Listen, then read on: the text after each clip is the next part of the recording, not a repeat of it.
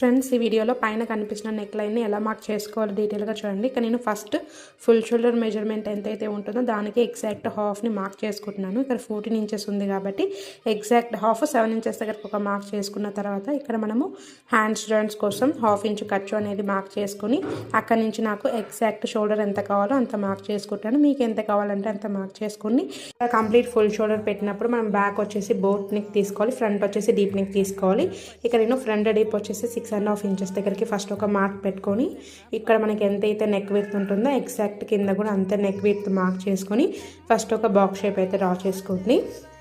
ఈ బాక్స్ షేప్లో కింద నుంచి ఫస్ట్ 1 ఇంచ్ వరకు ఒక పాయింట్ మార్క్ చేసుకున్న తర్వాత పైన షోల్డర్స్ జాయింట్స్ కోసం ½ ఇంచ్ మార్జిన్ తీసేయాలి. ఇప్పుడు ఈ గ్యాప్లో ఎగ్జాక్ట్ మిడిల్ని ఇలా నీట్గా మార్కింగ్ చేసుకోవాలి. ఫస్ట్ మనం ఏదైతే ఫస్ట్ కింద నుంచి 1 ఇంచ్ మార్కింగ్ చేసుకున్నాం కదా, ఇప్పుడు దానిపైన ఎగ్జాక్ట్గా 0.75 దగ్గర ఫస్ట్ ఒక మార్క్ చేసుకోవాలి.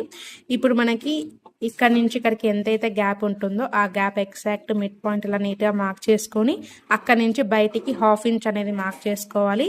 అలాగే ఇక్కడ నుంచి ఇక్కడ వరకు ఎగ్జాక్ట్గా ఎంతైతే ఉంటుందో దాన్ని కూడా మిడ్ పాయింట్ మార్క్ చేసుకొని ఇది మాత్రము లోపలికి ½ ఇంచ్ అనేది మార్క్ చేసుకున్న తర్వాత ఇప్పుడు నేను ఇక్కడ చూపిస్తున్న విధంగా నీట్గా నెక్ లైన్ని మార్క్ చేసుకోండి.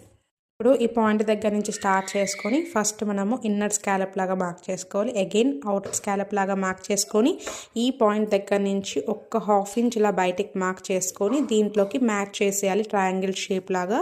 సో ఇప్పుడు మనం ఫ్రెంచ్ కర్వ్ స్కేల్ నీట్గా సెట్ చేసుకొని ఇక్కడ చూపిస్తున్న విధంగా నీట్గా మార్క్ చేసుకుంటే మనకి నెక్ లైన్ అనేది రెడీ అయిపోతుంది. సో వీడియో నచ్చింది అనుకున్న వాళ్ళు ఒక చిన్న లైక్ చేసి సపోర్ట్ చేయండి. Thanks for watching our video.